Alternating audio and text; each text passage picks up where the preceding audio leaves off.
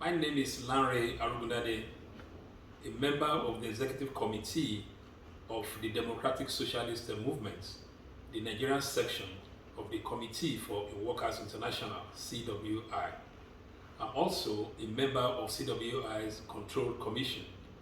And on behalf of the Nigerian section, I want to first congratulate the CWI on its 50th anniversary, a major milestone in the revolutionary movement all over the world.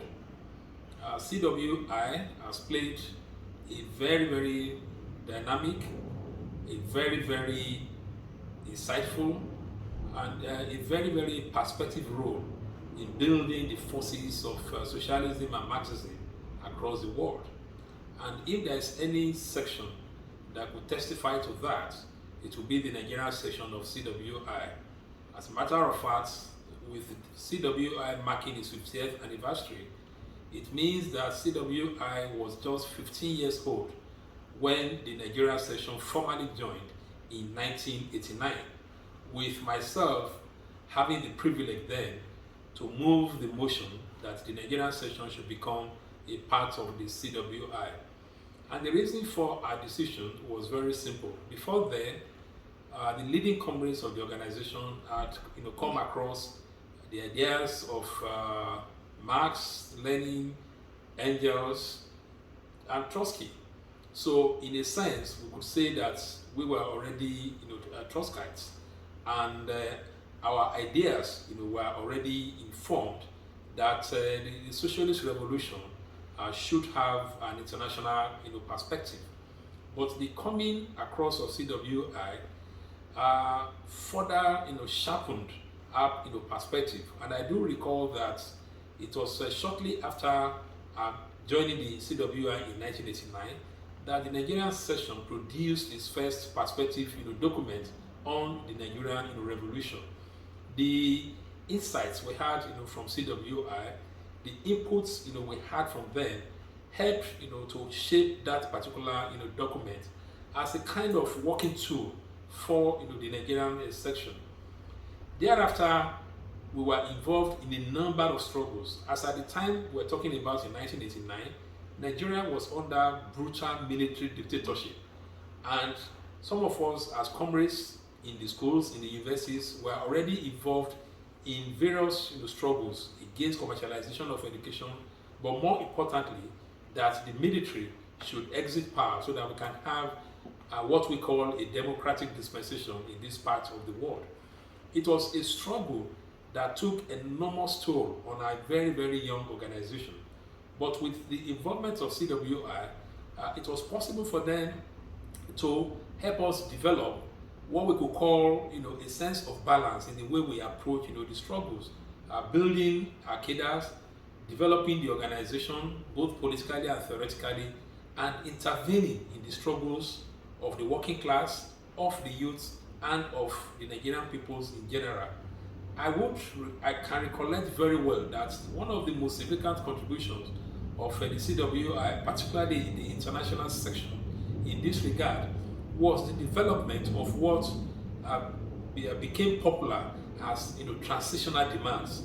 Because the understanding was that yes, our vision, our mission is that of socialist transformation of Nigeria, but that when we are involved in daily struggles of the working class, it could be strike actions, protests, and the rest of them, we need to develop a set of demands that addresses the immediate issues, but also links with the ultimate task of having a workers and farmers government.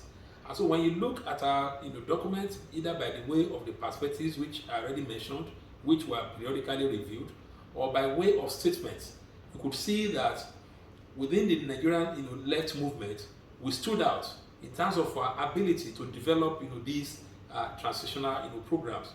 And the fact that the Democratic Socialist movement, which by the way joined the CWI as labor militant, but later changed to Democratic Socialist Movement, to DSM, and the fact that we're still there, the fact that we continue to play decisive role, and in fact playing vanguard role in some of the major struggles of Nigerian peoples, attests to the correctness of the ideas, of the perspectives of the CWI.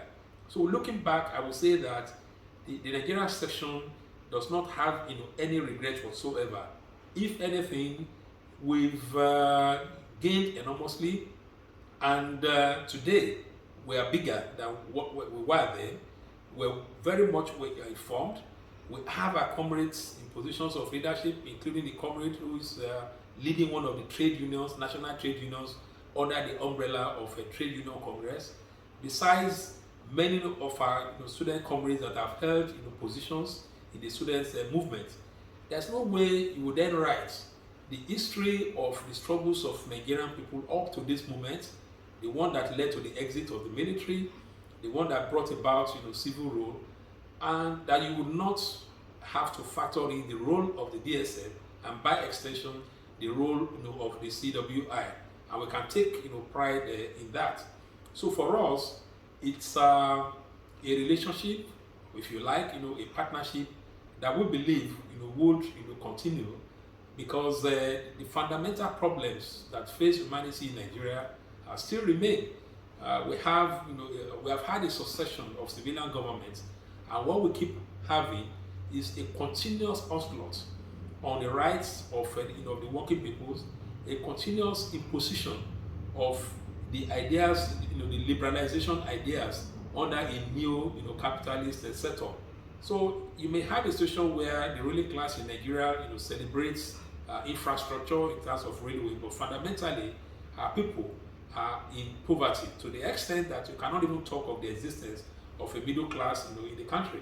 So the ideas of socialism, the ideas of Marxism, the idea of building an alternative political platform of the working class, which the CWI has been championing over the years, remain very, very relevant. And we can only hope that we would continue to benefit with this relationship until we have a triumphant socialist revolution, socialist transformation of Nigeria, and of course West Africa and the rest of the world. So once again, I'd like to congratulate the CWI on the occasion of its 50th anniversary.